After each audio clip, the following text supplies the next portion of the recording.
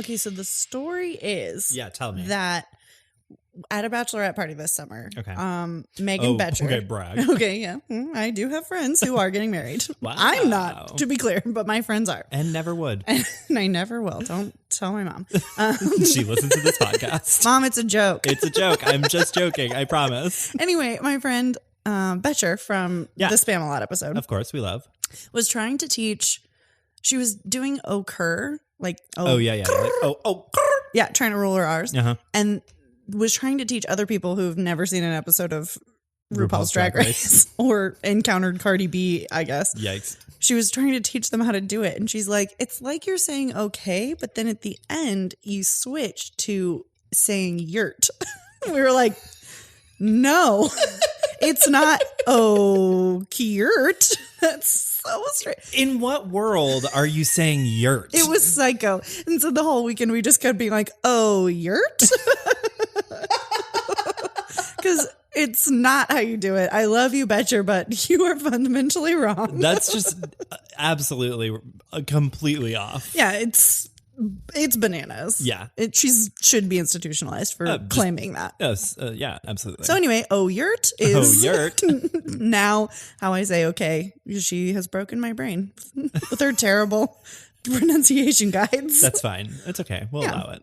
Anyway, hi, this is Bits Over Broadway. Bits Over Broadway. We're back, baby. Should we introduce ourselves at the top? Maybe we should try a new thing where we're like, this is Bits Over Broadway. And we can do that fun thing where like you introduce the other person, but as yourself. Like, oh my God. I'm Connor Relier. And I'm Meryl K. Aarons. And we are Bits Over Broadway. Except for I would never say it with you. I would never say Bits Over Broadway with you because I feel like that's gross. Yeah, that's true. That's the gross part of this. Yeah, absolutely. Is saying Bits Over Broadway in Together. tandem. Yeah, absolutely. I would never, and I never will, and I never will. Never have, ever. never will, and I won't. We did one time, I think, and we both immediately gagged. cringed. Yeah, we fully were like, it was a full body retching. cringe the minute we did it. Yeah, my skin turned inside out. Yeah, like the it was Inside quite Out the boy. sight to see. Oh, yeah. Okay, go all the way off. Do you know what I'm talking about? No, I have literally no idea. It was a cartoon about this boy who swings too high. And he swings over the bar and he flips inside out. And he's Inside Out Boy. What? Okay, all my Inside Out Boy heads at me. What? True. What? Yeah. Okay, where was this I'll story? link it in the show notes. I need to know. What was that show on Nickelodeon that was just like a bunch of short with like Prometheus and Bob and like the little... and the like smashed up superhero dolls. Yeah. It's like little short vignettes. What was the name of that show? It was like literally every 90s kid right now is screaming at us in the shower. It's not Real Monsters, but it's like no Kablam. It's Kablam. It's Kablam. Yes, Kablam. I knew it was an exclamation of. And it was like all like the superhero ones were like they were stop motion animation. And like some of them were like animated and that kind of thing. Yeah. I don't remember that. He was like a little. I'm pretty sure like an interim little guy was like Inside Out Boy, the boy who swung too high. Anyway. So that was like, absolutely a night terror that I had. Oh, I fully believe. It would also be a night terror of mine if I had ever seen it. It's going to be now. Okay, so well, I can't wait. Google it. It's like claymation inside out, and like all his organs are on the outside. Disgusting. Yeah, it's wait, vile. That reminds me of, did you ever watch that on MTV? It was the claymation wrestling show. They were like, it was stop motion animation and it was like celebrity wrestling and like, it was disgusting. Was it like Robot Chicken? Sort of. It's like in the same vein of humor, but it was like specifically like a WWE wrestling match and everybody was claymation and like like reenacting real matches like Hulk Hogan? No. Celebrity deathmatch. Okay. Thank you. Thank you, producer Mitch. Producer Mick. That's a slur. That is a slur. Slur on this podcast. That is a slur. I'm so sorry. Wow. And no one's gonna help her. Oh my God. I apologize to all of our Irish red fans. hair and he's being attacked in this way. I am also Irish, so like it's fine. I'm allowed to use that Connor. slur.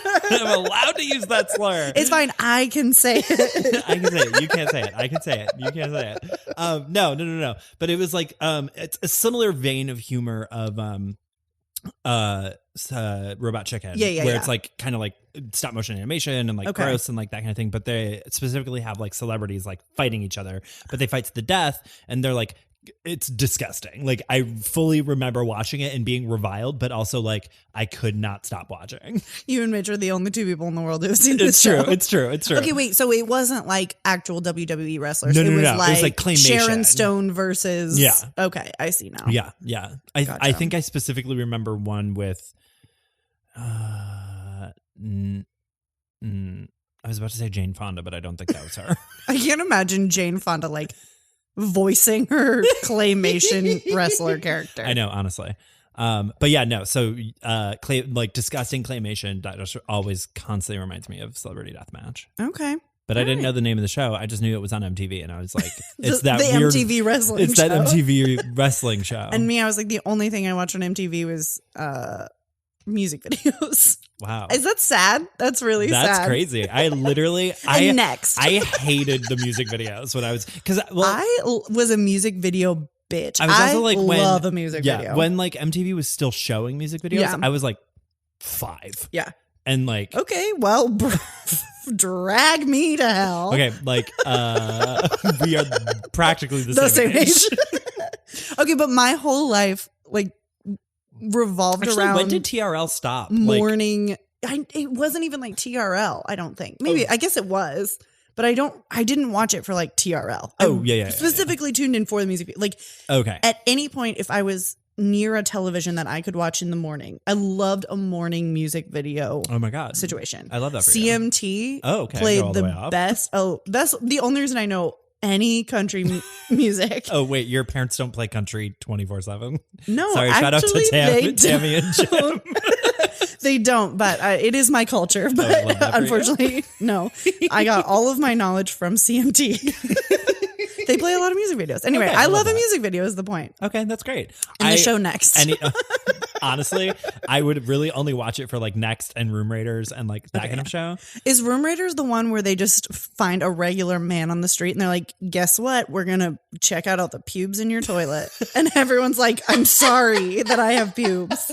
No, it was like the one where it was like 3 guys, like it was like 3 people. It was usually like 3 guys or 3 girls. Yeah. And then like the date would like goes through their room to like find out like who this person is. I only ever remember when they'd walk into the bathroom and it would be like the psycho stabbing music. Oh sure. Like and a close up on a toilet that like was has covered in pubes. Hair. Yeah, like, covered in pubes. The toilet is pubes.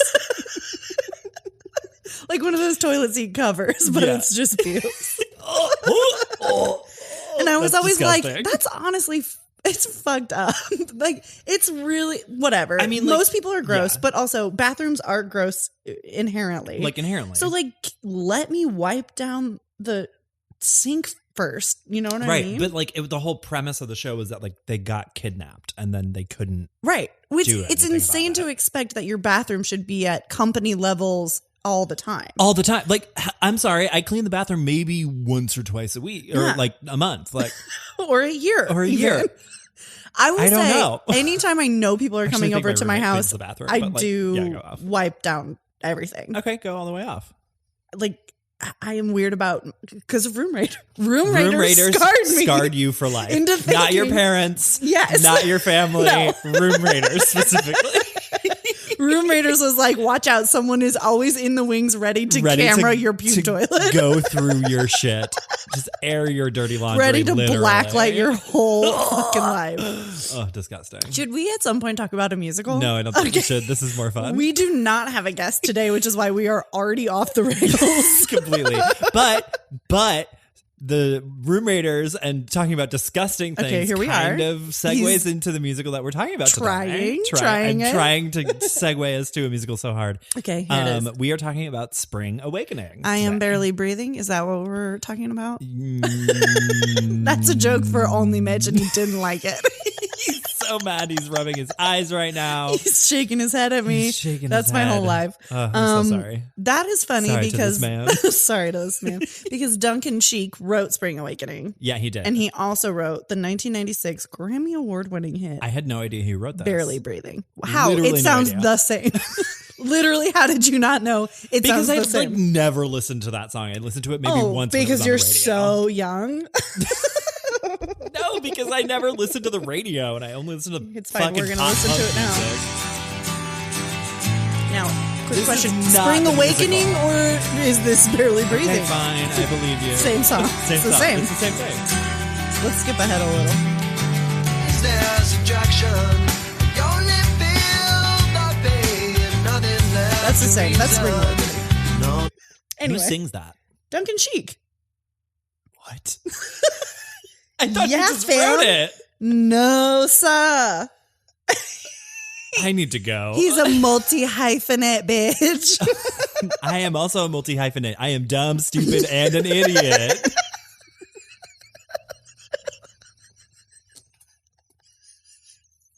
I broke Meryl.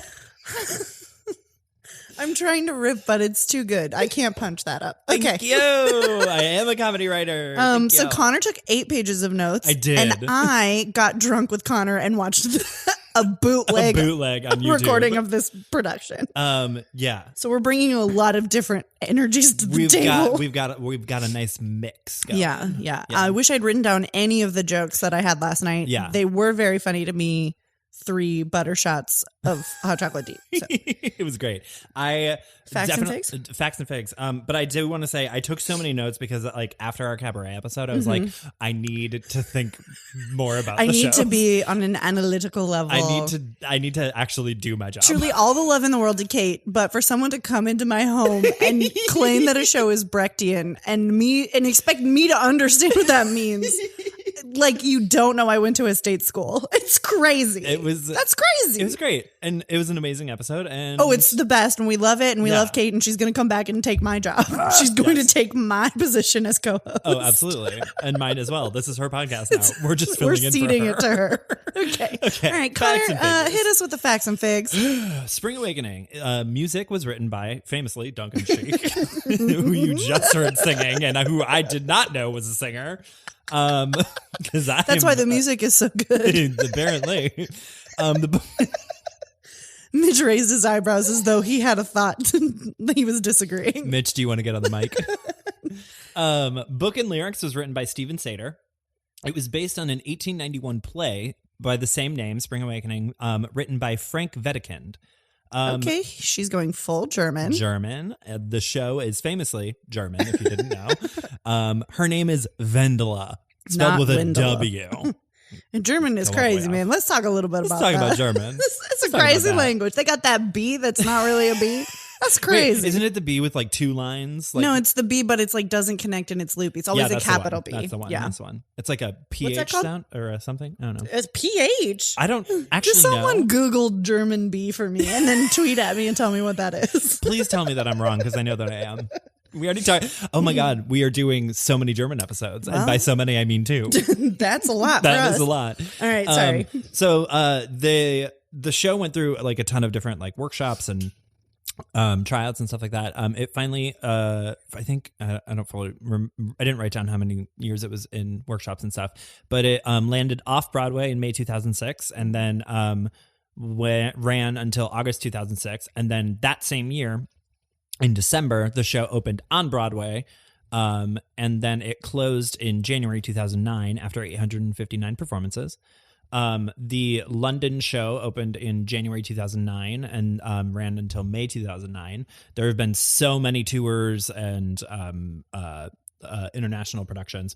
It's beloved. It's a beloved show. Okay. And then famously, back in September 2015, the Deaf West production transferred from where's their theater look? Is it California?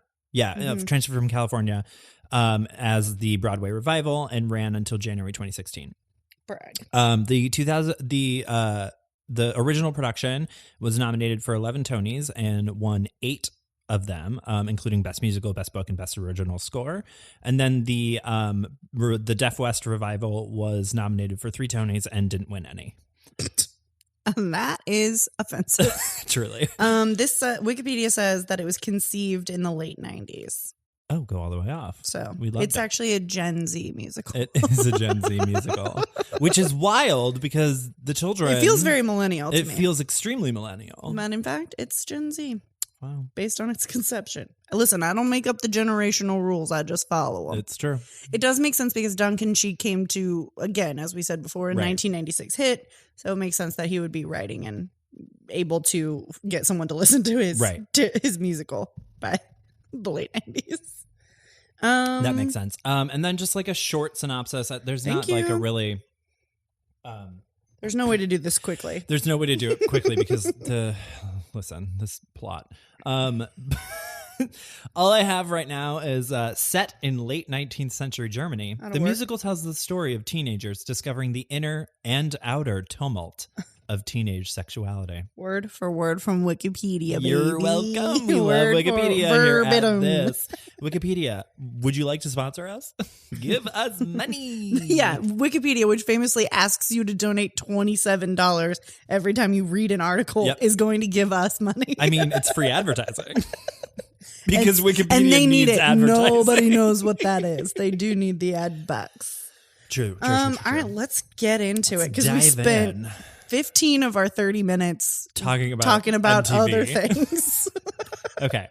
So the show opens with... What you need to know about this show is that it's about a bunch of children who are too horny to live. They're so horny. They're horned. The horniest teenagers on the planet, probably. Oh, yeah. But the thing is, this musical does this not motorcycle fuck. That's revving outside my window right now. We're recording at Connor's apartment today. We're switching it up a little bit, trying to switch up the energy. Yeah. And he's street facing. I am street facing. And I keep hitting the blinds with my head. That's some amazing ASMR right there. I love that. Okay. So let's cut to Vendela. Famously played by Leah Michele. Yeah, we love. Well, you I don't. I'm fully anti-Leah Michele. I mean, like, good for her. I wish her all the success in the world. I'm really sorry that her fiance died. That's honestly tragic, and, like, I wish the best. But she's married now, and it's fine. I forgot that they were unfianced. They were unfianced. So it starts, she plays Vendela, an adolescent, which is upsetting, who... I think, like, in canon of the show, she's, like, 13 or 14. It's bananas how young she is. Yeah. Adolescent is young. Yeah. Connor asked me last night, what you need to know is that Vendela eventually gets pregnant. And Connor's like, well, she's 13. Spoiler alert. She's probably had her first period. And then looked at me. He's like, right? And I was like, honest to God, it's a mystery for everyone. Listen, I don't know anything about that, so... Neither do I. So, good Lord.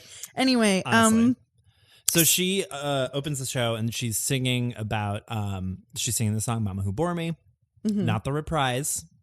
No, the original. Bop. Which I prefer, actually. I like the original. You like the original? Okay, I do. Go all the way that was on my playlist, not the reprise. Wow. But it's probably because I forgot that the reprise is not just like them singing it again. It's a totally different song. Basically.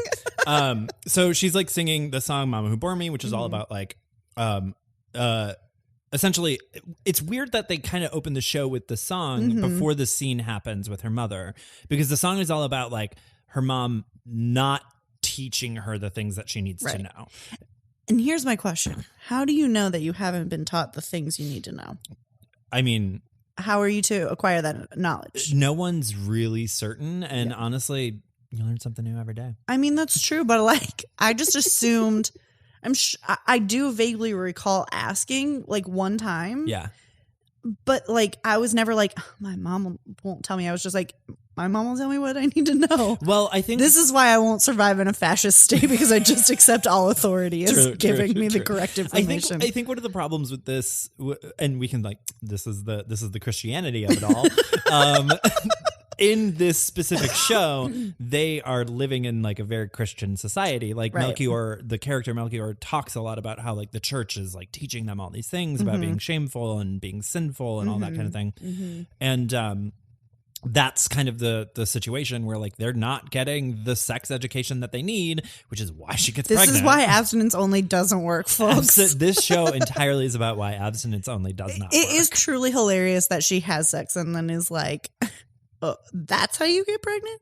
like literally that's what happens. Her mom told her, like, her mom's like, guess what? When you love somebody and you're married, that's when you can have a baby. Yeah. Which is very funny because that is so many kids' conception of conception, right. which is that you have to be in love and you have to be married. Right. And that's just not true. It's not. Here's a PSA for you all. Babies can happen at any time. Anytime. Regardless of how in love you are. So her mom tells her that her sister is going to have another baby. And she's like, I'm going to be aunt for the second time. Where the fuck do babies come from? Where are these children coming from? I do not know. I did not realize that. I missed that. And because her mom is like, the stork came and blessed your sister. And Venla's like, you rat bitch. Here's what I know. A bird can't carry a baby. Birds famously are small. Like a pelican could scoop it up. I don't think Keep so. it in its little bill. A little bill. A little bill. So then like her mom is like, oh, babies love. And Venla's like, sure. Okay. Yes, I won't have a baby unless I'm in love. And Makes then sense. they sing Mama Who Bore Me Reprise, which is a bop. It's an a cappella banger. It's amazing. So Meryl saw this production at Mizzou, but I was in the show and I played Ernst.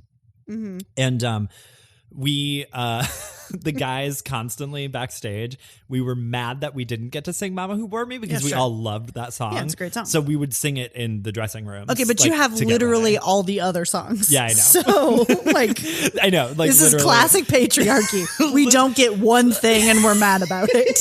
You have literally all the other good songs. Literally, the guys have all the good songs, Truly. which like sucks. Also, we can talk about the fact that how basically no female characters in the show exist. I would say 2/3 of the way through this musical, Connor looked at me and goes, does this show pass the Bechdel test? And I was like, no, it doesn't.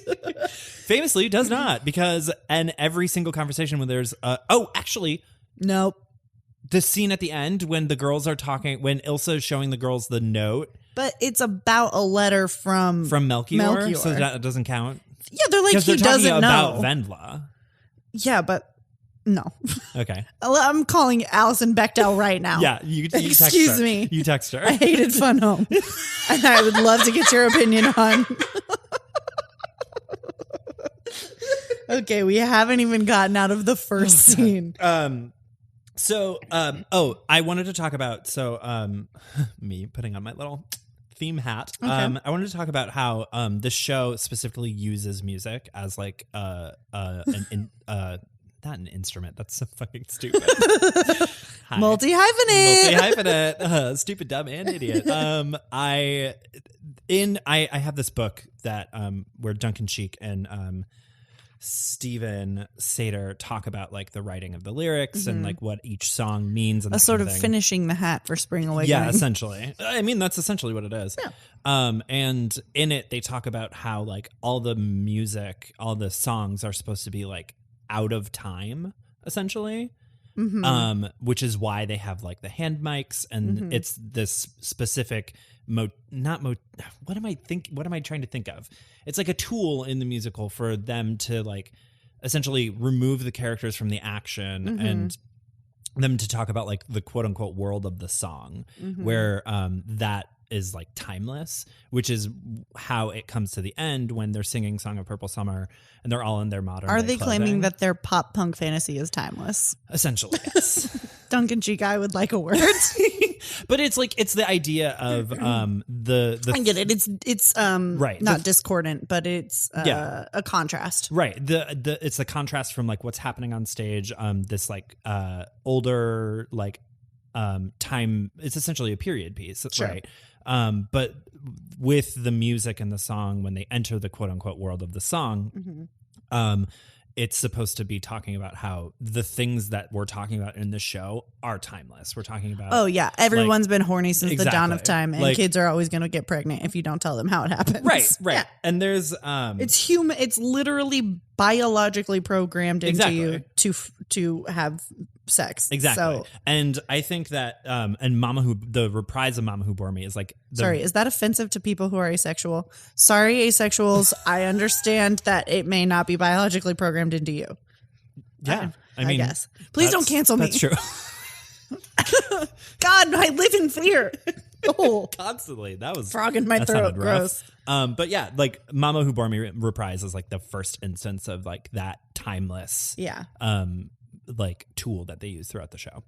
Yes. Okay, I see. Yeah, because Mama Who Bore Me is the original, right? The first is very, I think, in time. Yes, with absolutely. the piece, it feels very and it's not in every single number too, because like when Melchior sings Left Behind, at Moritz's funeral, spoiler, he is Moritz too horny to live. Moritz. He's like directly singing it to Moritz's father, right. saying, "This is your fault.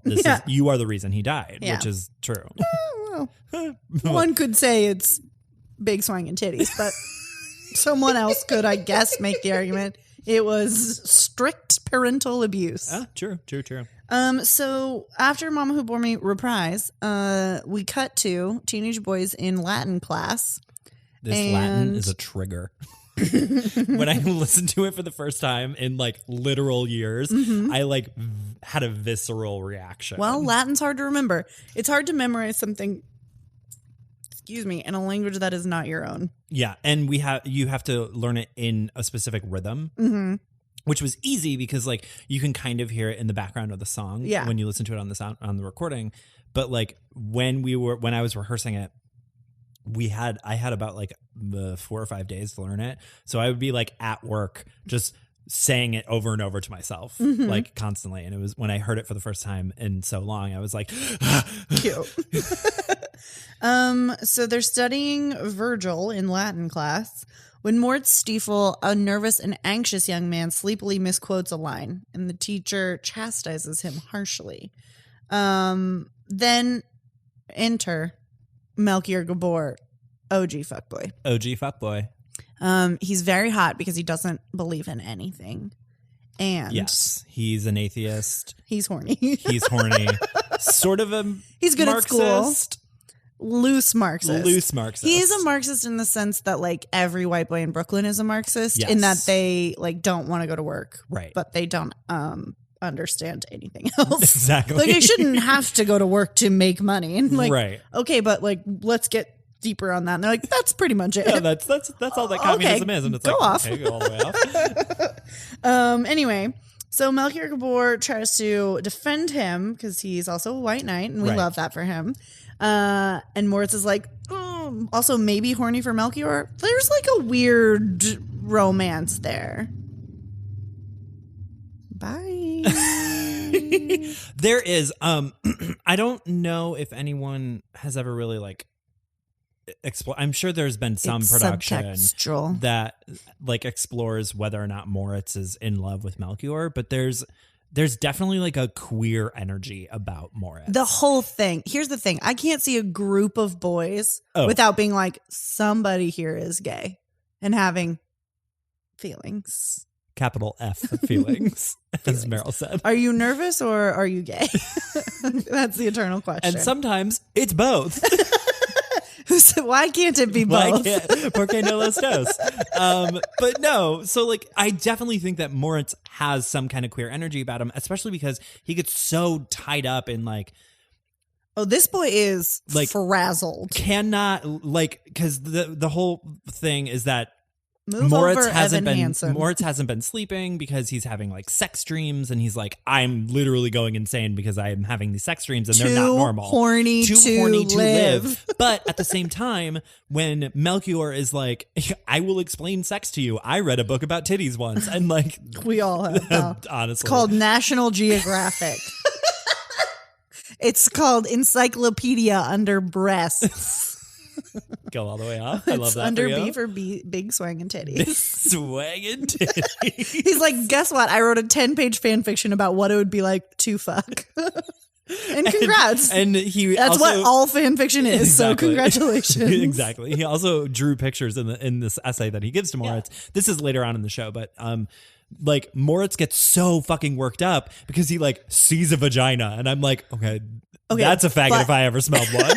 He hasn't even seen one. He's just imagining what one might be like. Right. And he's like freaking out about it. Yeah. Well, I guess the unknown is terrifying. That's why I don't swim in open water. I mean, who knows what could be down there? But it didn't prevent me from doing school. True. Here's a question for you. This is a tangent. Yeah. Can someone tell me what's in the lake? What's in Lake Michigan? Okay, so are there critters? There's got to be something bad in there. So on our way to Brooklyn, we were talking about the ocean and things like that, and things of that nature. And Meryl brought up somebody that she knows who lives in Michigan, and she's like, "Oh, that's close to Illinois." And I was like, "Yeah, you kind of have to like go through Indiana." And she's like, "Well, you could take a rowboat across the lake." Across the lake. And I was like, "Yeah, but it's like a really big lake." And she's like, "Yeah." It is really big, isn't it? I was like, yeah, it's basically the ocean. She's like, is there any creatures in there? What's in it? And I asked Google and it couldn't tell me what's in it. For the past 3 hours, Meryl has been trying to figure out what is in Lake Michigan. Even Loch Ness has a monster. How do Lake Michigan not have a creature? I don't know. There has to be a creature. There's probably something down Tell me about the creatures of the Michigan lakes. Well, tweet at us and tell us about the creatures. Is it a crocodile? Ooh. Is it No, we don't. It's too cold. It's too cold for a crocodile. The giraffe? What? I'm just naming animals of the savannah at this point. I love that. All right, sorry. Anyway, we were talking about how Moritz is too horny to live. Yeah. Melchior tries to save him. He can't. He gets beat. Moritz gets beaten with a stick. Melchior gets beaten. Because then Melchior sings All That's right. Known, which is like a running motif through the song. The lyrics, like those you've known, all that's known, like things that are known is like a running thing throughout the show. This number is such a teen anthem of I know more than everybody else and I should be running the world. I know everything and no one else knows anything. Oh, absolutely. That is such a vibe. Oh, yeah. It's every single teenager on the planet. God bless them. Yeah, we love them. Yeah. But honestly, Gen Z is going to save the world. So, it's fine. But what you need to know is that All That's Known is the precursor to the song about how horny everyone is. The bitch of living. Which it's a bitch, just a bitch. Just a bitch. It's such a fun song. Oh, I love it. It's so much fun. Such stomping. So much stomping. Stomping. But it literally the song is just, I'm so horny. If somebody doesn't touch my penis, I will die. If I or someone else does not touch my penis, it will explode. Exactly. Don't look at me. Don't look at me. Don't look at me. Don't smell Don't me. Touch me. But I need. Don't sneeze in my direction. I will pop. I'm so horny all the time. That's literally what this song is about. Yeah, they're all very horny. I broke down a little. Okay, all the male characters. Moritz is. Sex is a sign of insanity. True. Melchior is his entire character description is chill, you guys. I once read a book about titties. I've already said. True. Hanshin, who we haven't met yet and are kind of like the henchman. His entire characterization is wow, my dick is hard for literally everyone. Ernst is no one look at me, otherwise I will explode. And also gay. And also very gay. Georg is, have you all considered boobs? Okay, but hear me out. Big swinging titties. Big swinging titties. He's obsessed with his teacher's His piano teacher is very I'm really sorry that full bosom. I'm really sorry that your mom is probably listening to this podcast. Oh, she's already turned it off, I assume. And then Otto is the wedding singer, famously. Someone better touch me or I swear to God. Yeah.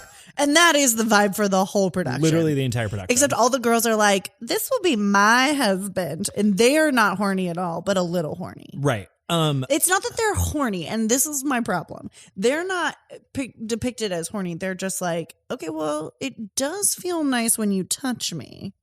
Right. So, but they're not active in their own pleasure, which is annoying. That's one of the really interesting things is that, so you have Bitch of Living, which is like this rocking song that all the boys sing about how horny they are and how they really need to just blow a load or whatever the fuck.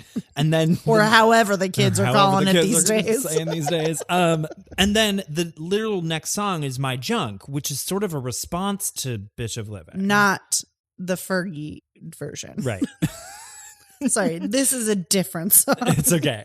But it's like started by the girls who are like, it's a much sweeter song. It's more along the lines of like, I love you. I want to be with you. Sure. As opposed to the guys who are like, I just want to put my dick in a pie. Anything. Like, if it's vaguely soft or warm. Exactly. I'll do it. Put your dick in a pie. Exactly. Yeah. That famous We've all saying. done it. Mm-hmm. We all have. Every one of us sitting here. Every single one of us. So, but it is like so much less sexual than Bitch of Living. Love, but it is not less. I do really feel like it is a very like specific response to Bitch of Living. For sure. I just wish it weren't so gendered. No, I get that. I wish that it were. I wish the girls had any agency in their horniness. Yeah. So do you want to talk about the girls? Because like there's they have names, like there's do they? Taya, Vendla, Ilse, Marta, and Ilsa, and who's the? There's one other. Yeah, I don't. Is she Eyebrows or Girl in Hamlet too? I don't know. But they really only ever have scenes with Vendla. Yeah. They're not even named in the synopsis. It's just like the gals gather. Girls. So like they really cool. they really don't have any like agency outside of Vendla and Ilsa, who are two of the main women or girls, and then you have Marta, who sings "The Dark I Know Well," but she's literally only telling the story as a tool to introduce Ilsa. So what you need to know about Marta is she is physically and sexually abused. I got the sexual vibe from the song, but she in dialogue is like, he hits me every night. No, it's supposed to be physical and sexual. Okay. So she's sexually abused, and they're like, and everyone's like, well, you got to tell somebody. And she's like, okay, but what about Ilsa, who ratted her dad out, and now she lives on the street, basically, which is cool. A hilarious thing, it's not funny at all, that happens later is Vendela's like, guess what, to Melchior. She's like, guess what, Marta's dad hits her and rapes her. And he's like, people don't do that anymore. And it's like, giant fuckboy, literally fuckboy just energy. Believe women one time. Just like listen to what they're saying, and instead of being like, well, report that, be like, he literally says we should file a complaint. I'm like, bitch, buddy, we already sang this song. Ilsa's already part of the story. Anyway, yeah, it's the women are fine. I'm not trying to be like too woke about this. I'm just saying it is not interesting to me to be like, women are passive, but like, women also can have sexual urges and aren't just like dreaming about husbands. Right.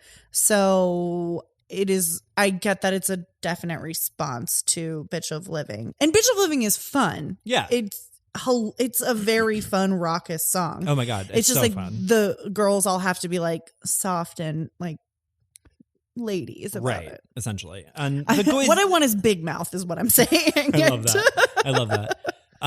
Yeah, because like when you mention it, the only time we ever really do see sexual desire is from the boys. 100%. Vendela is not sexual. No. She is like, oh, it does feel good to kiss someone, and it feels nice when you touch me there. But she's not like... Right. She's not showing sexual desire. No, not at all. It's only coming from It's absolutely passive reception. Yeah, 100%. Which is interesting, sort of, because in the original play, so Vendela and Melchior do end up having sex, and she gets pregnant. Brag. Congrats on your fertility. Honestly. But in the play, that scene is a rape scene. I mean, it starts as not a rape scene. No, right. She's like, no, don't. And he's like, but what if we did? Essentially. Okay, well, you don't have sex, but let me finger you first, which is like a classic move. Oh, sure. It's not great. No. It's not great. And I was like when we were watching it last night, I was like, I don't feel good about this. No, it's not supposed to be like a good thing. But then she definitely, I mean, they take it away from the rapey tones of it. No, and she becomes a participant and is like, touch me there and whatever. I don't know. It's weird. It's weird. It is weird. And it's not the best situation. Also, she's 13, so let's keep that in mind also. And I think Melchior is like 14 or something like that. I don't know. But I wanted to talk really quick about the I was kind of like looking I was reading a lot about the Deaf West production. Yeah. Cuz the specific reason why they did the Deaf West production was because they thought that having deaf and hard of hearing actors would really emphasize the themes of miscommunication, lack of sexual education, and denial of voice. Interesting. And when I started looking at the show from those themes, the first like 4 songs fucking hit you over the head with every single one of them. And they set the show up so well to be like, this is what we're talking about. And like, let's fucking go. We are like putting the seeds in the ground for every single thing that's about to happen within the first like 3 numbers of the show. Absolutely. Which is like, that's just good playwriting and good like structure and all that kind of thing. And I think it's, the first like 4 numbers really like when you look at it in those lenses, for sure, really just fucking sets the scene. Yeah, sets the scene, hammers it over the head. Yeah. And you didn't tell me what I needed to know. Right. I'm too horny to live. I am in love, I think. And the Those You Known is all about nobody is listening to me. Yeah. My voice is not considered. For sure. Yeah. Which is true. We do often like deny children of their agency as humans. Absolutely. And it's weird and freaky to think about, but like young children have sexual desires because they're human. That's how that works. Right. But it is easy to be like, you're a child and you don't know anything. And so you don't have agency in your body. Which is also not great. No, it's not good. But that's essentially that's just a can of worms we can't unpack right now. We don't have the time. We don't have Frankly, we're not even close to the act break. But I wanted to like bring those themes up because as I've been going through the show again, I'm like, oh my God. Yeah. There's so much here. Wow. You guys, depth. Who would have thought? There's layers to this show. So we get to the song Touch Me, which is when Moritz and Melchior are talking about the essay that Melchior wrote. And by essay, we mean fan fiction. Fan fiction of what he thinks sex is like. Sure. Because Melchior, famously a virgin. Truly. I love that his radical like advice is just imagine what it would be like for the girl. For the girl. He's like, just put yourself in her shoes. Yeah. Imagine what she's feeling. Okay. I mean, what book is that? Is that a movie where they're like, stick your finger inside your mouth and feel the inside of your cheek? That's what a vagina feels like. Oh, that isn't a movie. I think. What movie is that? Or maybe it's a book. No, is it Perks of Being a Wallflower? I think it is Perks of Being a Wallflower. It is both a book and a movie. Both a book and a movie. Hold on, I'm going to Google. Touch Me is the very first song from the show I ever heard. And I'm obsessed with it. Sure. But there's different lyrics because the recording that everybody listens to is the off-Broadway production. And when they switched over to Broadway, there's transfer. But it's really, really, I find Touch Me really, really interesting because it really plays into that like religious education part because like everything is talking about like heaven and this, like when I orgasm, this must be what heaven feels like. And also at the same time, they're like looking at their bodies as being sinful, taking it's hilarious to politicize children's bodies and also take away their agency. Yeah. Like you're not allowed to touch anything, but also you don't want to. Right. But even if you do, you can't. So exactly. It's fucking wild. Very cool. And there's this song is just filled with like innuendo and sexual metaphor and all that kind of thing. And it's literally just them being like, literally touch me or I will die. I'll explode. I just want to feel human touch. Literally. And then so Vendela and Melchior, girls and boys don't go to school together. Do the girls go to school at all? They do, but you just never It's not discussed in the way. The yeah. schooling for the boys is very like competitive, and that's a big part of this show. Is that Moritz is not doing well in school, and that is a problem because the next grade or the upper classes will only accept so many students, right? And so someone is going to get held back or fail essentially. And Moritz is like desperate to do well. They all are. I think they all want to do well and not bring shame to their families. Truly. But like, yeah, the schooling is emphasized so much more with the boys that it's interesting that the girls just kind of appear and are like picking flowers. Mm-hmm. Anyway. Yeah, you really never see the girls. I don't think they go to school. Anything like that. I literally know nothing about late 19th century like education systems. That's crazy to me that you didn't come to this podcast fully equipped with the knowledge of 19th century German education. Well, I'm just wondering, would that be around the, like, would girls have been allowed in the school at the time? Because they have like the show has a female teacher, because like they do have the adult woman play a female teacher. Is she a teacher or is she just a piano teacher? No, there's specifically a female teacher character that she plays. I don't know. I'm just saying those girls are never in class. Yes, no, they're is never the point. Me getting into layers. So we like find out that the teachers are kind of conspiring against Moritz, even though he's like trying his damnedest. Mm-hmm. And so then Melchior and Wendla eventually like meet in the woods, right? Are we at about that part? There. And they sing Word of Your Body, where they're talking about like what would happen if I like gave into my desires. Okay, but what if we hear me out? Okay. What if we made out right now? Like, would that be crazy? That'd be like totally it would insane. Feel very good, but it would be nuts if we did that. It would be like so bad. Okay, but okay. It would probably feel we like shouldn't. No, we shouldn't. But if we did. But like, do you wanna, or like no, like we don't have to. Like, no, it's okay. But maybe. But unless you're into it. Yeah. And then they sing that song, but they don't touch each other. No, they do hold hands. Okay. Very hot.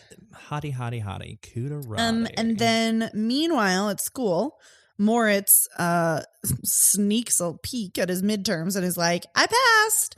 Ding dong. I did it. And everyone's like, okay, cool, Moritz. And then his teachers are like, well, you passed technically, but also we don't like you and your hair sticks up straight. So we're failing you. Bye. Which is rude. Yeah, it's so rude. But that, yeah. So like that happens a little bit after Dark I Know Well, which is like the whole thing to like introduce Ilsa to the show. Mm-hmm. I have a lot of questions about Ilsa as a character. She's bad. Like as a character? Yes. Okay. I love that. Poorly written. I was going to say, because terrible, one of my questions, allegorical character. One of my questions is like, what is her role in the show? To be a haunting like threat of what could happen if you dare to step outside the bounds of like well-established society. Okay, because she's a very cautionary tale. Yeah, the very first thing I wrote was like, is she the representation of like the consequences of like having your voice, or is she up, yes. the ideal of like she has the freedom that they're so desperate for? No. Okay. I don't get that read at all. Okay. Yeah. I mean, it does come across more as a cautionary tale. It's very like, uh-oh. Right. Ilsa got kicked out for doing that. Yeah. Like, yeah, she's definitely like. But then it's so weird that like later on in the show, in the second act, when she and Moritz meet each other on the street right before Moritz kills himself, she like represents his last final hope of like. That's true. Saving but his life. But even he is like, that's a bad, what you're describing is bad. Right. It's like when Jenny meets Forrest Gump again after she's been partying. Oh, sure. And she's like, I have a good life, Forrest. And then it's like, cut to her doing drugs and standing on a balcony. Like, is it a good life, Jenny? No, come home quick before you get AIDS. Wow. Too late. You know how it is. Spoilers for Forrest Gump. Anyway, I think he's like, okay, but your life sucks and I actually don't want to do that. So I will just go ahead and kill myself. Right. So she's like a really I agree. She sucks as a character. And is not really well defined. No, not at all. And absolutely, we just gloss right over Marta's like sexual abuse. It's like she's like, guess what? My dad hits me and also maybe rapes me, and that's it. What's going on with you, Vendela? Like, we're just not going to address this again. Yeah, basically. So then we move on to Moritz and his like telling his dad, that I fucked up. That he failed. That I failed. And wait, we forgot the worst part of the show, which is... Oh, was that before this part? Yeah. Oh, God. Where Vendela finds Melchior in the woods again, and she's like, guess what? Marta's dad hits her, and no one hits me. And I kind of want to know what that's all about. And Melchior's like, that's crazy. People don't hit people, which... Right. Come on, Melchior. Like, Melchior, like... Literally, beginning of time to the end of time, people will hit people. And she's like, guess what? I have a stick. Please beat me. And then he's like into it, but also it's weird. At first he's like, no, I don't want to hit you. Stop. And then... No, don't make me hit you. Aha, you're too sexy. You're too sexy. And then... And then he does start hitting her, and then she's like, no, hit me harder, because she's into some kinky shit. Yeah. And then he like starts beating the shit out of her. And it's like, start slow, man. Yeah. Just pull her hair a little bit. Jeez. Right. Don't go straight for the stick. It's wild. And it's supposed to be like all about like Melchior, like, I'm so frustrated and angry because I am so horny and I don't have a voice, and he's taking it out on Vendela, but it's like who's literally asking for it. Oh God. Yeah, I can't. It's not great. It's not a great scene. Yeah. Again, a lot of this transfers over from the original play. Which is wild because later on, which we can talk about after we come back from break, the scene between Hanschen and Ernst is so different in the play. Oh, really? Oh, yeah. In the play. In the play, it's so different. And then in the musical, it's like... Comedy. It's a comedy moment. Being gay is funny. Right. So it's like, yeah, it's wild. But we can talk about that later. Yeah. So Melchior beats Vendela. Then she's like, ouch. And he's like, oh, whoops. And so I have erred. So he runs away into the night. But he leaves this journal, which is apparently important. Then Moritz tells his dad that he failed. And his dad's like, what will we tell people at church? My son failed. Moritz is devastated. Failed. My son failed. Which, get a grip. Who cares? Stop worrying about what people think of you. Literally. Okay, go all the way up. Okay. Yeah, you agree. This is Brooklyn, baby. Then Moritz is like, okay, I've got the perfect plan. I'm going to write my best friend's mom and ask her for money so I can run away to America. Literally? Same. He truly tries to Five Goes West himself. And congrats. We love Five Goes West. And then she's like, buddy, honey, sweetie, baby, no. I kind of hate her in this moment. Okay. Speak on that. Okay. So like my thing is, because in the letter, she even says in the song, like, should we talk about the veiled threat that if you can't escape, you're going to kill yourself? Like this she truly laughs at it. She truly laughs at it. She's like, buddy, Einstein failed first grade. You're going to be fine. Like that's essentially what she says. You're not going to kill yourself. Shut up. Right. And I'm like, at that point, I'm like, this is a person. This is a child desperately calling for help. Yeah. And you're just like blowing him off. And good rule of thumb is if someone's willing to write down in a letter that they're considering suicide, take them at their word. Exactly. And for the record, tweets don't count as letters. So please do not commit me. Do not at. Yeah. But like it's this thing of like this parent is seeing that this child is in pain. And then later on he carries out what he says he's going to do. Yeah. And in that moment, she is just as culpable in his death as Moritz's father. Bold. Because even though she's this liberal-minded parent who stands up for Melchior when he's expelled from school because of the whole Moritz thing and all that, she's still not doing what she can with the power that she has as an adult in this situation. True. I do think that sort of plays into the whole taking kids' agency away from them. Oh, absolutely. But I get it. It's really hard it's hard to have been a child and a teenager once and then have a little perspective and be like, oh man, I totally get it. Like, it's hard to not be condescending to someone who's going through it at the time. Right. When you're like, it's really not as big of a deal as you think it is. Like, you're being dramatic. And like, we all know that he's like feeling feelings. Yeah, no, he's and like it is really it. hard because this is the biggest thing in your life. And so it feels like the worst thing in your life.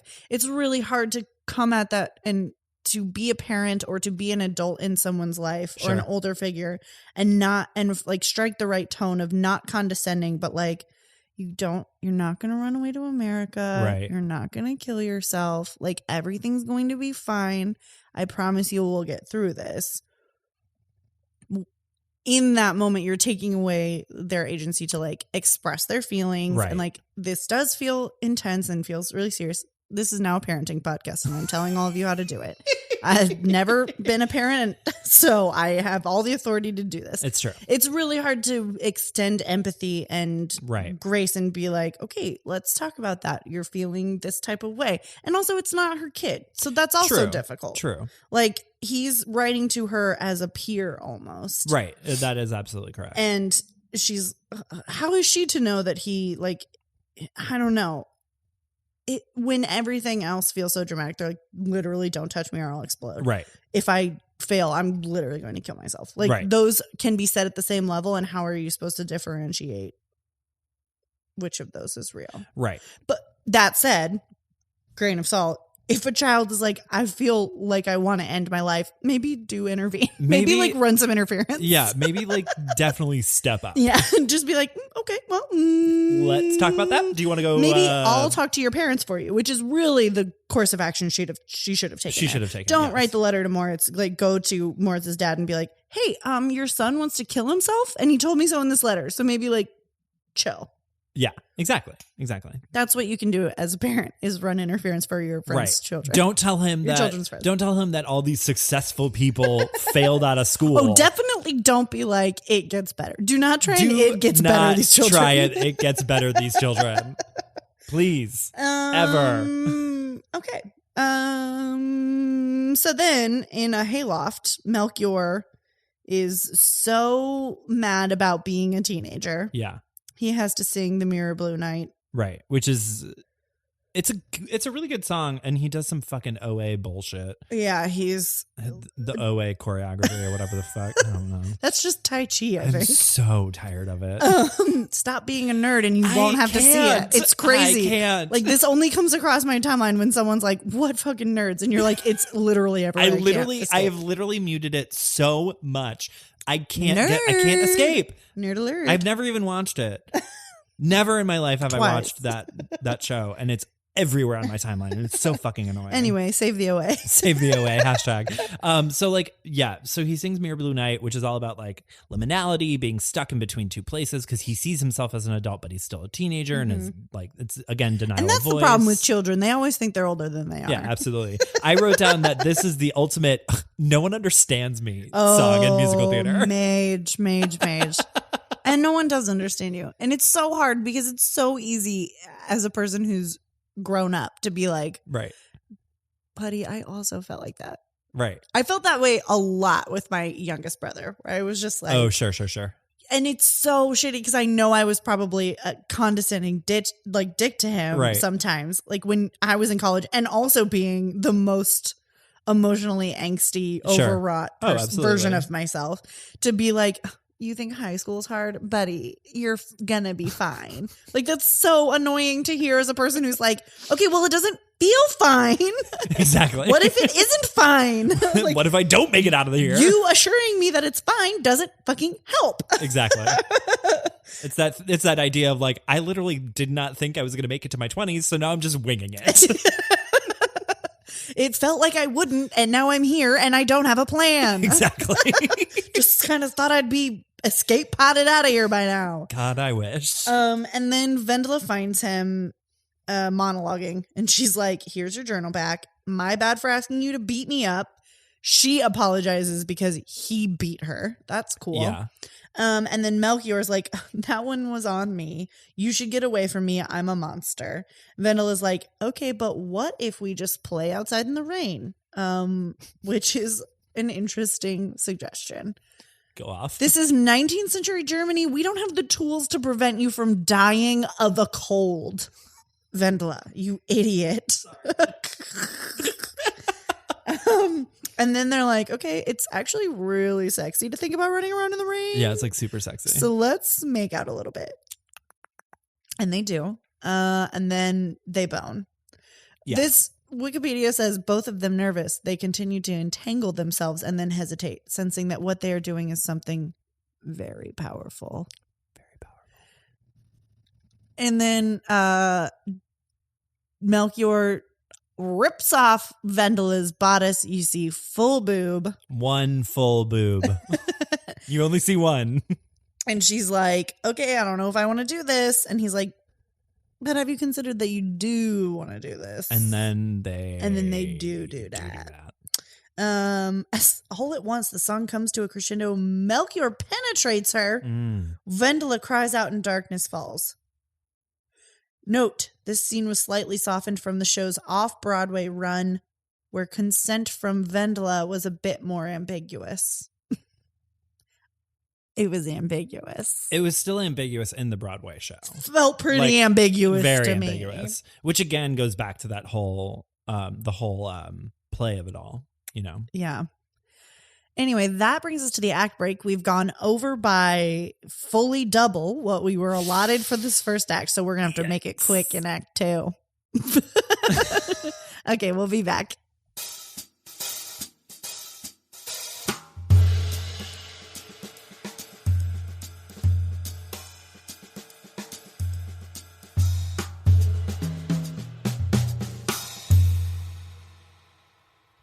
We're back. Readers, tell me if you like me listening into your little earsies. Listening into your ears? Whispering, I meant to say.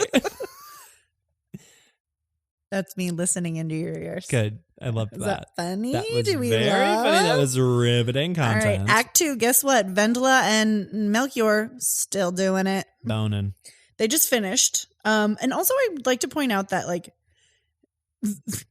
Wikipedia says later, as staged by the Broadway show, Vendela gives explicit consent to Melchior, but does so without the full understanding of what they're going to do, which is not explicit consent. No, you not cannot at all. consent to something you do not know when you don't know what's going on. Exactly, and it's bananas. Yeah, it's fucking wild. Because Melchior clearly does know what's going on. Exactly. That's the thing. He If they knows what both is were just gonna like, happen. well, this is happening now somehow, that would be different. But like, he at least has read a book and is like, this part goes here. He read a book about titties once. And ruined Vendela's life. Yep. Truly. So they then are like, oh, whoops, we accidentally did it. And now we're going to sing the guilty ones. Right. Because again, it goes back to that whole idea of like bodies are sinful. Yeah. It felt good, so we did something wrong. So obviously, vis-a-vis Christianity, we did something wrong. Truly, the guilt. Then cut to Moritz, who's been thrown out of his home. Ouch. Insane. For failing out of school. And then his parents are like, he didn't even fail out of school is the thing, is that he just got like held back. And like, hey bitch, I did too. Whom amongst us hasn't taken a victory lap? Honestly. The point is, like, it's crazy that later his dad feels any amount of guilt. Like, you threw him out of the house. What did you think was going to happen? Right. Exactly. I assume that that's what is implied when you throw someone out of your house. You're like, I don't care if you live or die. Exactly. Right? You wash your hands of them. That's bizarre to then feel guilty that he commits suicide. Which is an interesting, going back to the play of it all, in the play, when Moritz kills himself at the funeral, his father, he kills himself. He doesn't get thrown out in the play. Okay. He kills himself, and then at the funeral, his father disowns him. And I'm like, it's not really how that works. Seems a little late. Seems a little late, but go off. So he's been thrown out of his home. He's wandering around the town, carrying a gun. And then he comes across Ilsa, who we remember. Which, where did the gun come from? If I learned anything from Chekhov, we should have seen that gun an hour ago. His dad should have been cleaning it when he was like, if you fail, we'll kick you out of the house. Exactly. And then we could be like, that gun's going to come back. Exactly. But somebody didn't read their Chekhov. Duncan, Sheik. Only read Pavlov. So his childhood friend, Ilsa, who we remember was kicked out of her house for being like, my dad beats and rapes me. Her mom was like, okay, get out of my house. Cool. Fuck off. Wow. And then Ilsa, who it is implied has feelings for Moritz. Yeah. Okay. Tells him like, hey, you can just come stay with me at the orphan shack full of artists. Yeah. The artist shack. She lives in an artist colony and she's like, oh, all these men are just trying to paint me all the time. Yeah, she's like, if they're not sticking me with one thing, they're sticking me with another. And it's like, that's terrible. Get out. Get out. Really sad. She's like, guess what? You could have this really cool life where you get to stand naked while people paint you and then they try and have sex with you and you don't like it and you run away. Like, exactly. Oh, okay, cool. That's exactly what I want. It's so strange. It's so psycho. But like she like comes along and she's like trying to like get him to go home with her. Yeah. It's essentially like a I'm trying to save your life moment, but it's like sexual in nature, which is the last thing that Moritz needs. He's already too horny to live. Yeah, he is. And he's like, I wish I could come with you, but I can't. And it's like, finally, this is the beginning of the end of the musical where literally everything that's been set up in the first like 4 songs is like the denim wow, if you will.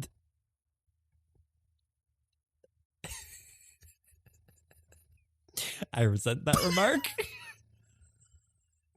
Got him. Reader, she looked me fully dead in the eye. Straight in the face. And said that to mine own and mouth. Did a little smile. And did a little smile and a little shimmy of the shoulders. Smile. For you to come to my own home and attack me like this. One time I mispronounce a French word. And I never live it down. Okay, so Ilsa's like, come with me and you'll see a world of pure imagination. And he's like, pass. Which is the smart choice. Right. And then she's like, all right. And like walks away. Yeah. And then he's like, oh, fuck, I should have done that. And all he has to do is turn around and like follow her. Yell her name. Which he does. Oh, okay. But like by that point, she's like gone. So it's not that she leaves and he's like an hour later, he's like, oh, I thought of something good to say. Right. Okay. I see now. And he couldn't just keep wandering the town to find the artist convent. He's like, well, unfortunately, she can't hear me, so time to die. Exactly. So then he is like, well, this might as well happen. And he puts a gun in his mouth and then it's a funeral. Then it's a funeral scene. So essentially what's going on is that we're finally starting to reap what has been sown in the first act. Correct. Literally all the chickens come home to roost. All of that structure that was established within those first 4 songs with all the themes, we're finally starting to see like, okay, this is what Denali voice has led to. This is what lack of sexual education has led to. Like we're finally seeing all of that play out in the next 3 or 4 songs. Truly. So smash cut to a funeral. Each of the children is dropping a flower into the grave as Melchior just sings straight into Moritz's dad's mouth that it's his fault. Singing into a mouth is a very funny visual. It's just and then cut to the school where the teacher and the headmaster are like, okay, so we got to do a little PR here because it is our bad that Moritz died. And they find the fan fiction and they're like, okay, perfect. We will blame it on Melky, baby. To die. And by die, we mean get expelled. Then there's like a freeze frame moment. He's like, bet you're wondering how I got here. And they sing. And they sing Totally Fucked. And it is a tension breaker. Oh my God. Yeah, absolutely. It's crazy. It's like, it's such an interesting number because like, this is one of those ones that's out of time with the show. 100%. And it's wild because when you compare it to literally everything that has come before it and everything after it, it does not fit the rest of the second act. This is at like all. This belongs with the bitch of living. This is the bitch of living of the second half. The second act. And it's essentially Duncan Sheik saying, wow, I'm killing literally everybody. We need some levity. Yeah. I'm about to go full Hamlet on this bitch. Oh, truly. Ophelia he even picks up the flowers that that's right. And like fully is about to Ophelia himself into her. Oh, feeling so bad for yourself. Okay, yes, I quote sassy gay friend. I'm very cool in 2019. Wow, that was a moment. Yeah, it had a day. But it just doesn't. It's so wild. It's a fucking bop. Like, it's a great song. It's a great song. So much fun. And I said strangely placed. I said to Meryl when we were listening to it last night, I was like, I used to listen to this all the time when I was driving to and from high school, like, because I had a car in my like junior and senior year. So I would like drive to and from school and I would listen to this song and I would blast it when you had like a really bad day and it felt like you were getting away with something because you're just screaming totally fucked over and over again. And like you weren't allowed to say that or anything, even though I was like cussing like a fucking sailor. I sang Don't Cry for Me Argentina every day. That. I love that for you. Because I am what? Drama. I love that. But yeah, no, this is a great song. Very strangely placed. Yeah. And then basically Melchior is called to the office and they're like, hey, we compared the handwriting and turns out you're the culprit. Did you write this? And he's like, I don't know whether or not to answer. They're essentially blaming him for Moritz's death. Yeah, they're like, you made him too horny to live. Yeah, exactly. Even though it was them kicking him out of school. So this comes to the whole gay of it all. Yeah. And this is kind of a good way to lean into it because of this odd placing of Totally Fucked as a song, it breaks the tension of the second act so like directly in the middle of it. Then it leads directly into the scene with Ernst and Hanschen, and I almost feel like it's priming the audience for like a little bit of levity. So then when you add this like the weirdly written scene with Ernst and Hanschen, where Hanschen is talking about like skimming off the cream and all of the like kind of sexual innuendo, very sexual in a way that it is like what's the word I'm looking for? Knowingly sexual. Yes. Whereas Wendla and Melchior are very innocently sexual. Yes. They're like, we're just happening to feel these urges and this is what's happening. And like almost predatory. Hanschen is like almost predatory. Absolutely. And that's one of the main questions about Hanschen and Ernst in the musical is, do they actually love each other? Ernst says that he does love Hanschen, but is Hanschen just taking advantage of Ernst? And why is it a joke?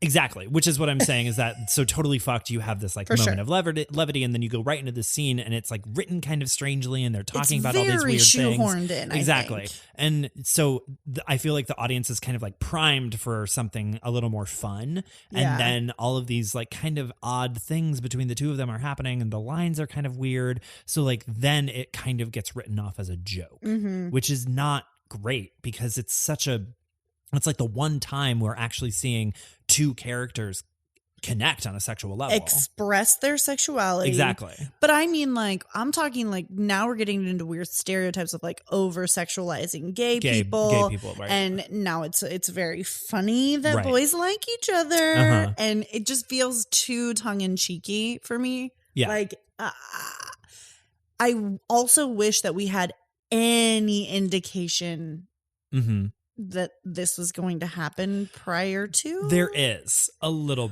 bit. It just doesn't get the treatment that Wendla and Melchior get. Exactly. And I'm not saying it has to, but like I would love literally anything before this where the two of them are alone. There is.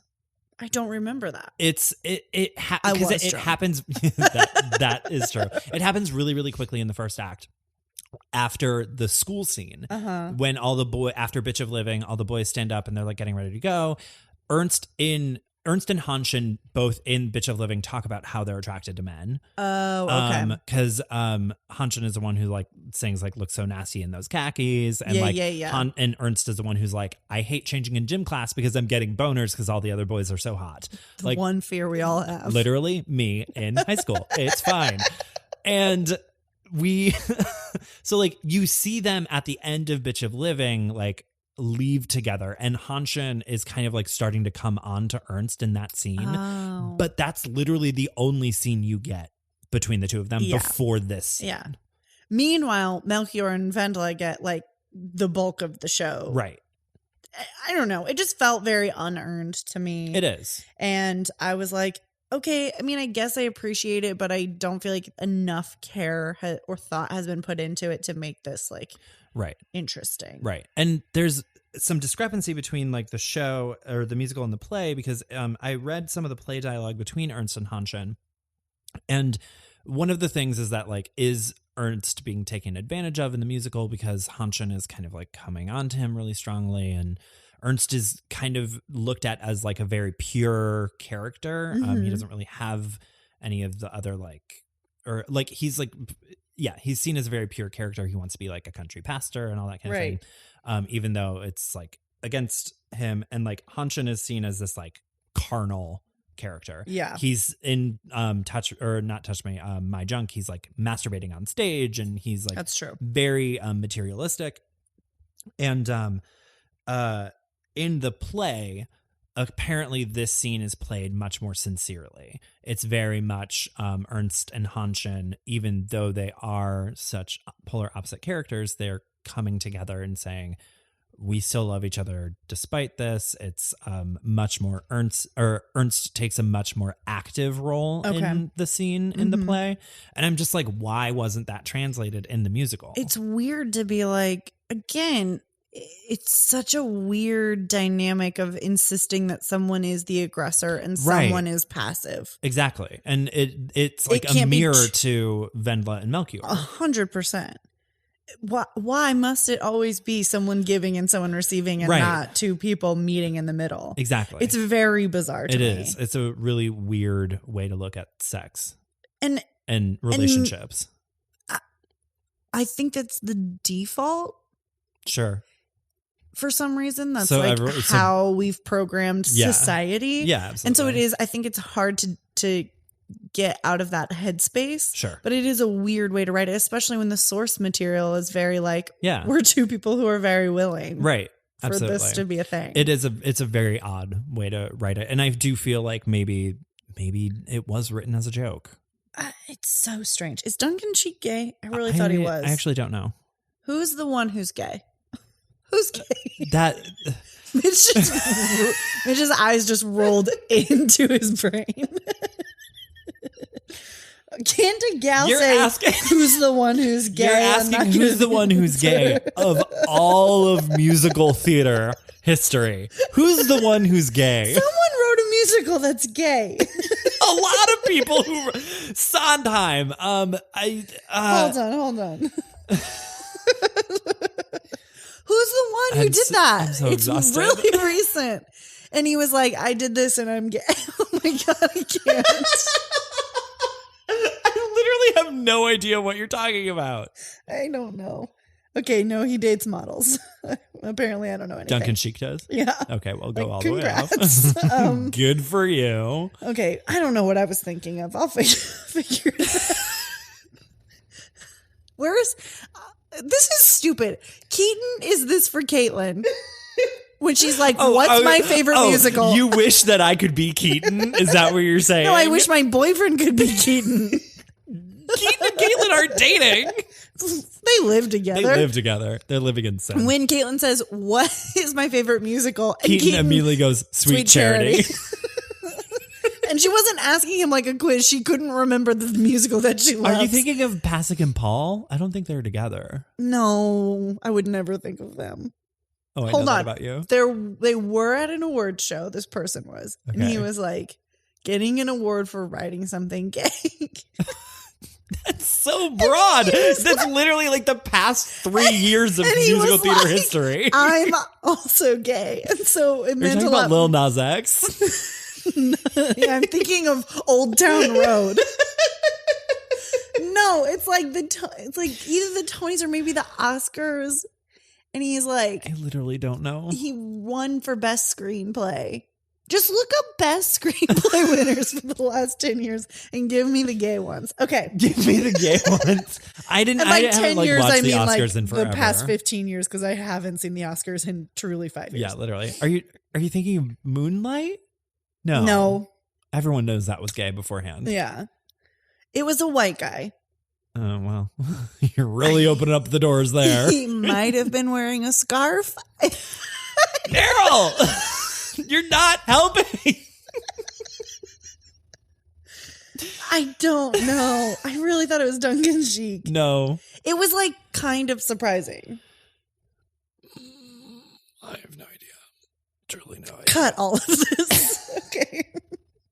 This is the part of the show that we can edit out. Just to cut down on time. Just to cut down on time. The point is Duncan Sheik dates models. Yeah. Okay. So he's not gay. So like maybe when they were writing the show, it was kind of like a joke. A joke. I mean, it was 2006, so it's not like homosexuality wasn't a joke then. True. Thank you, Will and Grace. Okay. So now Vendela has become ill, and by ill we mean pregnant. Braggo.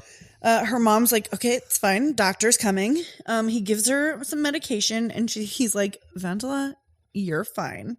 You're just a little anemic. Don't worry. Here's some meds. You're fine. And then he's like, can I speak to you out in the hall? To her mom. And then takes her mom in the hall, and he's like, she preg.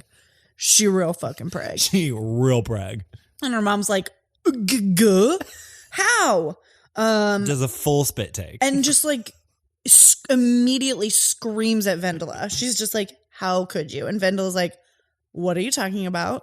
I literally don't know what you're talking about. What did I do? Literally what? I'm anemic. And her mom's like, you're going to have a baby. And she's like, but I'm not in love. And her mom's like, exactly. And she's like, that doesn't answer the question. But you said I had to be in love, or I had to be married, but I'm not married. And she's like, exactly. And she's like, you said I had to be married to have a baby. So literally, how could I be pregnant? Exactly.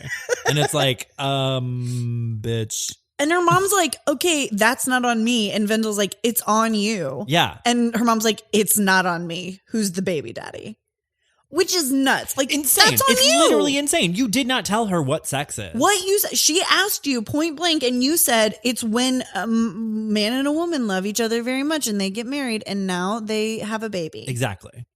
And it's like, that doesn't tell anybody anything. And that's what you told her at the beginning of the show. So and she was now, like, okay, this is what you fucking get. I haven't checked all of those boxes, so it's impossible for me to get pregnant. Exactly.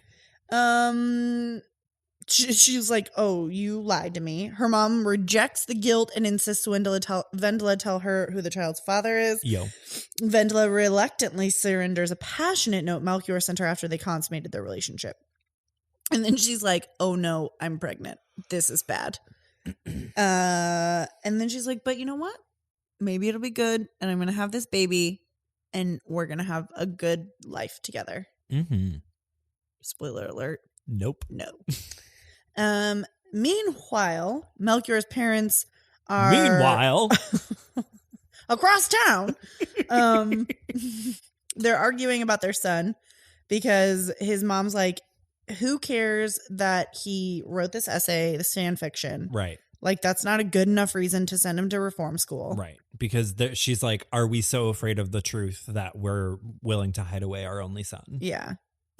Turns out, yes. Turns out, yes, because Melchior's dad is like, Vendela's pregnant, and she's like, send that bitch away. Send him out. Get this motherfucker out of here. And they do, and they do not tell him that he's the father. No. Which is bold. A strategy. Move. And then all of a sudden, smash cut to Melchior's at reform school. He's got a cute little hat on. He does have a little ragamuffin hat. Mm-hmm. And they have been writing letters, apparently, delivered by Ilse, who should be getting paid as a postal worker at this point. And then at the reform school, Melchior gets into a fight with some horny boys who are jerking off in a pit. Yeah. Congrats to them for that, frankly. Mm. Then it turns from a fuck pit to a fight pit. And they hold Melchior down. I mean, when you've got a group of boys that are jerking off, any pit could be a fuck pit. It's fuck or fight. I mean, the line between fuck pit and fight pit is very, very thin. It's very easy to cross that line. It's a fine line. Thank you. And then one of the boys reads the new letter, which Melchior hasn't finished. Right. So as he's getting beaten up and they're all jerking off, he gets to find out that he a daddy. He dad. But guess what? Wendla's mom has decided to take action and takes her to a back alley abortionist. Time which to brings throw that me bitch down some stairs. to my real point here, which is that women will always need and get abortions. The point is they have to be safe. Right. Because smash cut to Wendla dies. Wendla dies because of the abortion. It's just crazy. Like, it's birth control. Women will always get abortions. Just let them do it so that they don't die in a back alley. Yeah. It's not that hard. Just do it. It's not. Okay.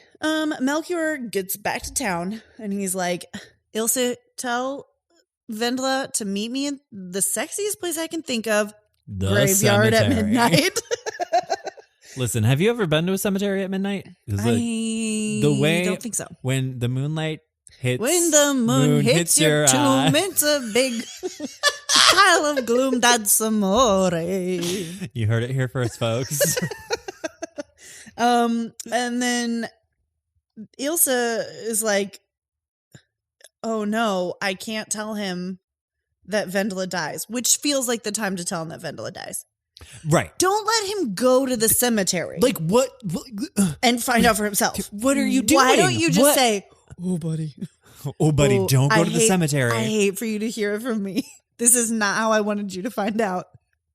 She dead. No one's going to help her? Oh, and no one's going to help her? It's Literally. crazy. But like, why would you not tell Anna. him? The other girl's name is Anna. Wow. I'm so glad it took us an hour and 45 minutes to figure that out. Yeah, no shit. She shows Anna, Marta, and Taya the letter. They're all equally horrified and decide not to tell Melchior. Literally, what has they're all happened. like, It's better for him sorry to about think, your life. It's better for him to think that she just isn't coming and fell Right. out of love with him and will raise this child on her own. But he literally tells Ilse, I'm going to the graveyard. Did she not think that she might stumble upon the grave? the grave. Literally. At the cemetery, Melchior does stumble across Moritz's grave, and he's like, "You know what? I'm going to fix the sins of my father and raise my child in a better world than the one I grew up in." Hot. Which is what we're all trying to do. Yep. Except for the people who are like, "It's good to hit your kids because my parents hit me." No. Wrong. No. Wrong. You can't hit children. Stop it. Point blank. And then when Wendla is late to the meeting, Melchior begins to feel a little uneasy. And he's like, "Okay, well, while I'm killing time, let me just check out some of these new ass graves." All right. Okay. Cute thing to do. And then realizes that Wendla died. And it says, like, finds her grave. And in the show, he like reads out from the tombstone. Cause of death. Cause of death, died of anemia. And First of all, no one puts causes of death on tombstones. Literally. I wish they would. That's when you can get all the hot gossip. You get all the tea. Yeah. But unfortunately, they don't do that. No. That is the most like blatant, this is not actually what you're seeing. Like, Right. Oh, abortion. What abortion? She died of anemia. Look, it's right here on her grave. Like, exactly. It's very It's very denial. much, exactly. It's very much a don't peek behind the curtain. type thing. Yes. Yeah. No. Sorry. You heard abortion? You must have misheard. It's No. anemia. It's another A. It's anemia. It's the other A. It's the other Not A. anxiety, which is what Moritz died of. Yeah. This is abortion. I Right. mean anemia. Cool. Overwhelmed with shock and grief, he takes out a razor, which the he just razor that he stole has on from. him No, it's the himself. razor he stole from the boys in the fight pit. Oh, in the fight fuck pit. Sure. Took his stolen razor out, and he's like, "I'm gonna do it. I'm gonna do it. And then the ghosts are like, Yep. "No, don't kill yourself. You're too You're so sexy." sexy. And which is crazy because if I was a ghost, and I said this last night, and I'll say it again now that Mitch is here. If I die first and you're like, "I'm so sad, I'm going to end it all," I would be like, "Do that. Come hang out with me. I'm so bored." I would not stop you. I would be like, listen, man, your life, your choice. Come party with me on another plane. That's crazy. Mitch looks so tired. He's so mad. Whatever. Live a full, happy life, I guess. Ugh, gross. I won't.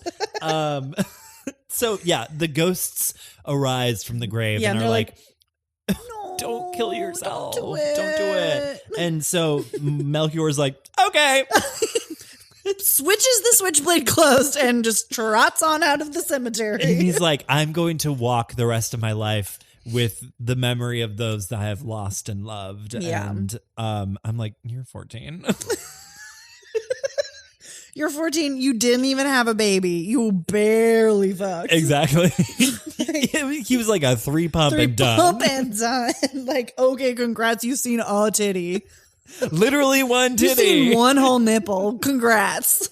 I'm like, okay, go live your full life with those you've loved and lost. It's fine. Like, love that for you. Okay, proud of you. And then good. Ilsa comes back and we're like, wait, what? She's not wearing her artist's outfit? She's wearing jeans?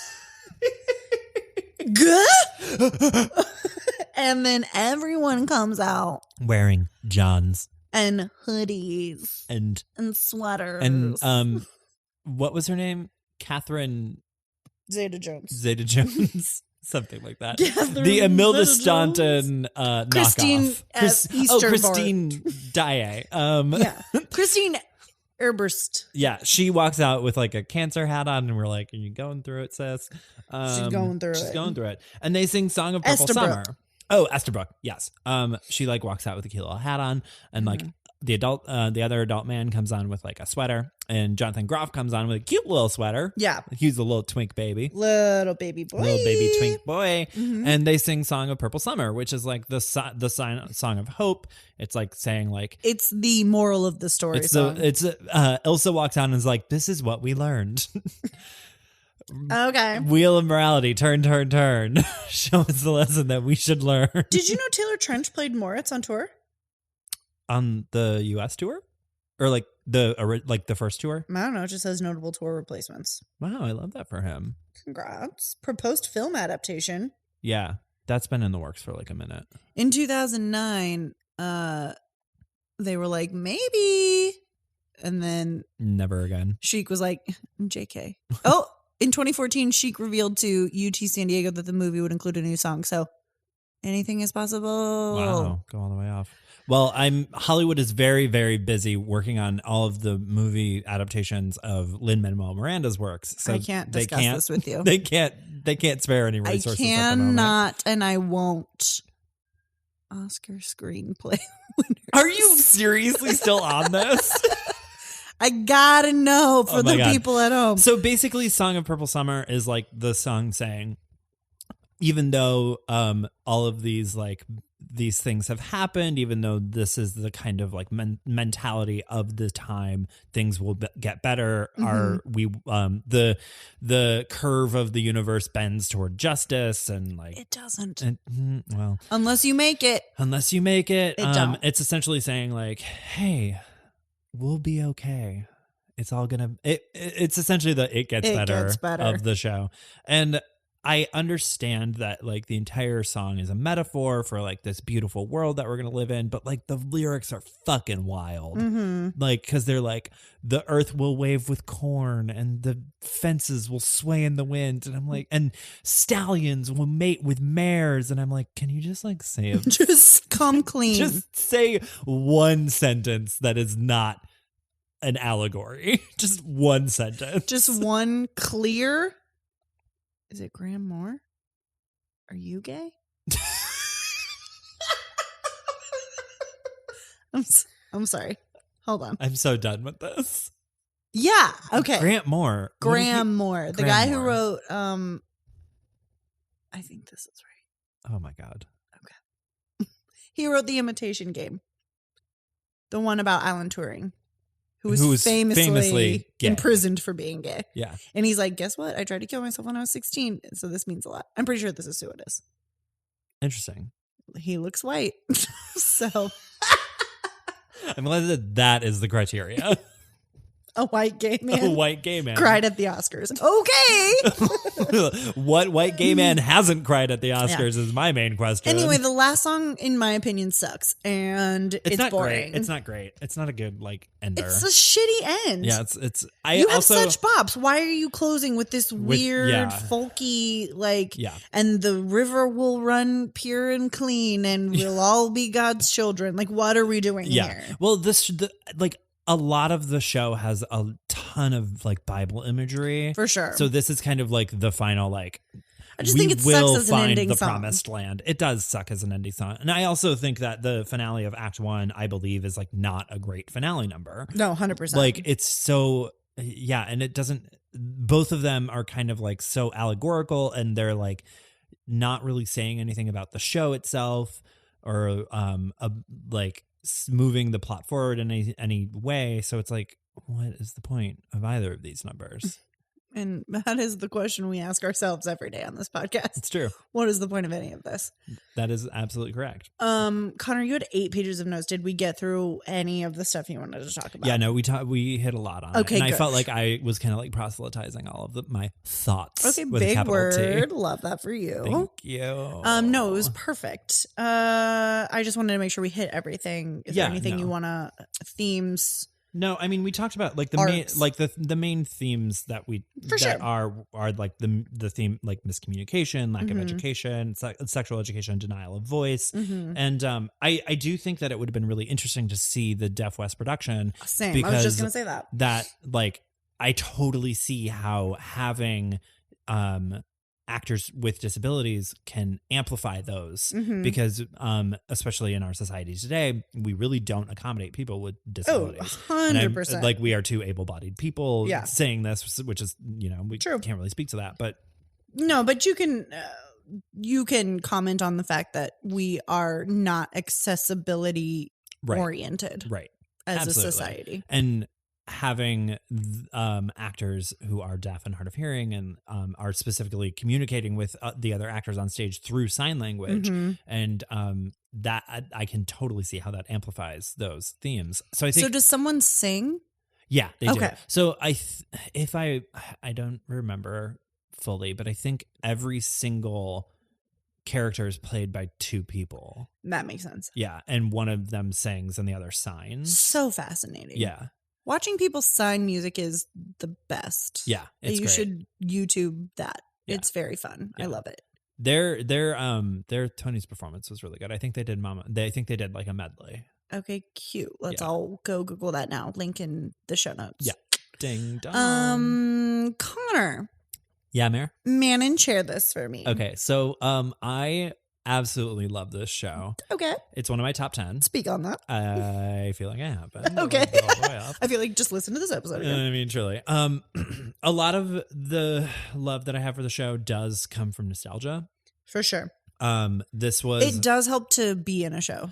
Makes you love it. Yeah. I think. Oh, absolutely. But even before I was in the show, this was a very formative musical for me in high school. And especially being a closeted and then coming out of the closet gay man in high school.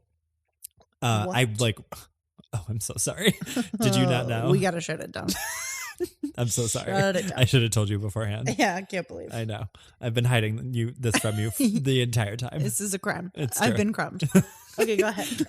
But I really, really identified with the themes of the show. That my voice is being denied. For sure. Everything is being miscommunicated. Also, I'm so horny, I'm going to explode, and I don't know how to express that because I'm being told that my feelings are wrong, especially as a gay person. 100%. So I really, really identified with the show in high school. And I used to listen to it every day. It has been one of my favorites that I've ever listened to. I love the music. I think it's one of the few pop rock musicals that works. 100%. We said that last night, and I do stand by that. Yeah. It's not too grating of music. I really, really love the way that he plays with music as a time element and taking characters out of the show and speaking to the themes of the show. And it's just like one of my favorites, and I really, really do love this show very much. Yeah. Even though, again, not all art is perfect, it does have its problems. And it could have done with maybe like one more pass at the script. Maybe just like another set of eyes. Yeah, but like, who are we to say it won Tonys? And we have not. It's great and it's fun. And yeah, it's Mayor and share this. Oh yeah, of course. It's cute. The music, there are some bops for sure. Oh, for sure. It has made its way onto my Broadway playlist. I love that. Congrats, Spring Awakening. You've made it to the highest echelon of musical theater. True. Being on my Broadway playlist. I think, yes, it is a pop musical that works, which is rare in my opinion. Yeah. That's a subtweet of Dear Evan Hansen. Wow. You didn't even subtweet them. You fully added them. I just name dropped. I do think that it works. There are obviously some parts where it's a little creaky. Mm-hmm. And I think it's a little long, I'm going to be honest. Oh, interesting. I could do without some songs. I feel like it's of the musicals that we have covered on the show, I feel like it's one of the shorter ones. Yeah, it is on the shorter side. Yes, comparatively. Sure. I think my issue is I could use less of like the will they, won't they, touch me with Vendla and Melchior. Sure. And just like build literally any other character up. Sure. Like give me any background on anyone else. Yeah, I got that. I think the division of time amongst the characters is strange. Yeah, no, I totally and feel it that. makes it feel bizarre in a way. I don't know how to explain this or articulate this. I guess I should have put more thought into it before I started talking. I get that because like it's essentially the Ernst and Hanschen scene, like you were saying. It kind of comes out feels of left like field. It's coming out now. Yeah, I feel like I really understand Vendla and Melchior to the point where I'm like, enough Vendla and Melchior. And then all of a sudden I'm supposed to remember these 7 other characters that exist on stage, but don't have any more backstory other than like 3 lines in a song. Exactly. I'm like, okay, well, we could do a little more, I think. Right. Especially because like that scene in particular, it's like played as you're really supposed to care about these characters and like, look, they're finally getting together. And it's like, we've seen them maybe once. I saw him jerking off and I couldn't have told you to what. Yeah. It was to Desdemona and Othello getting strangled. Okay, cool. Yeah, Hanschen's a sociopath. Yeah, I don't love that for him. Yeah. But you know what? You jerk off to what you have available, I guess. Exactly. I like the show. It's fun. Sure. I wouldn't say it's top 10 for me, but I love that for you. Thank you. It's not the worst show I've ever seen. I was definitely glad that I watched it. Yes, musical is famously a visual medium. It does help to see the action. It does really help. It's interesting to think about. It's an interesting, like, okay, what does agency and giving a voice to the voiceless and being a child, but also what's puberty like? Is an interesting take on that. Yeah, absolutely. I think. So I liked it. Good. I'm glad. And I will still continue to listen to it. Yeah. I mean, Bitch of Living, Mama, Who Bore Me Reprise, and Totally Fucked. All bops. They're great. Truly has some really good songs. Yeah. And also, please don't forget to listen to Barely Breathing by Duncan Sheik. Please. If I could leave you with the one thing. That's the song you should be listening to. That's what you should take away from this. Yeah. And that's it. Yeah? Yeah. Bye. I forgot that they were unfianced. They were unfianced.